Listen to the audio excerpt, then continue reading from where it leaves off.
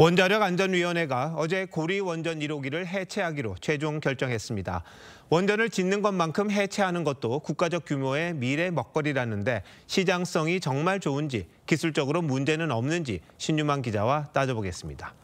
자, 신 기자, 고리 1호기 어떤 원전입니까? 네, 부산 기장군에 있는 고리 1호기는 1978년부터 가동된 우리나라 첫 대형 상업 원자력 발전소입니다. 박근혜 정부 때인 2015년 영구 정지가 결정됐고 2017년 40년 역사를 끝으로 가동이 종료됐습니다. 한국수력원자력은 지난해부터 해체 사전 작업으로 원전 내 방사성 물질 제거 작업을 하고 있습니다. 원전 해체 작업은 어떻게 하는 겁니까?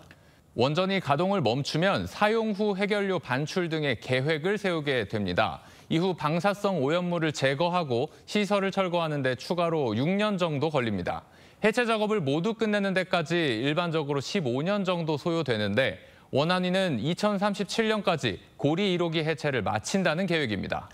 우리나라가 원전은 참 잘 짓는데 해체 기술은 어느 정도 수준인가요? 우리나라 기술은 이 분야 선진국 미국의 87% 수준으로 평가받습니다. 우리나라는 서울 공릉동에 있었던 연구용 원자로 한 기를 해체해본 경험이 있는데 전문가들은 우리나라가 수준급의 원전 건설 기술을 가진 만큼 해체 자체는 어렵지 않지만 경험이 부족하기 때문에 예상치 못한 변수가 있을 수 있다고 경고합니다. 봤더니 오염이 많이 돼 있는 거예요. 제대로 설거지를 해가지고 분리를 해서 버리자니 생각보다 더 돈이 들어가고. 우리나라 말고도 외국에서도 원전을 중단시키고 해체하는 곳 많지 않습니까? 그렇습니다. 현재 전 세계 원전 215기가 가동 영구 정지 상태입니다. 2050년까지 600기의 가동이 정지될 거라는 예상치도 있습니다.